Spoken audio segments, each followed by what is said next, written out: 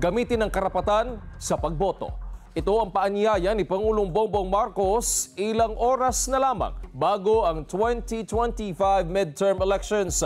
Sa pamamagitan ng video message, sinabi ng Pangulo na pagkakataon na ng sambayan ng Pilipino na marinig at maipahayag ang kanilang mga pangarap at para sa ikauunlad ng ating bayan. Ang pagboto ay bahagi ng demokrasya, ngunit hindi dapat mauwi sa gulo o pananakot ang hindi pagkakaunawaan ng bawat individual sa ganitong panahon. Paalala ng Pangulo sa mga kandidato at sa publiko, igalang ang proseso at isagawa ang halalan ng may dangal at katahimikan.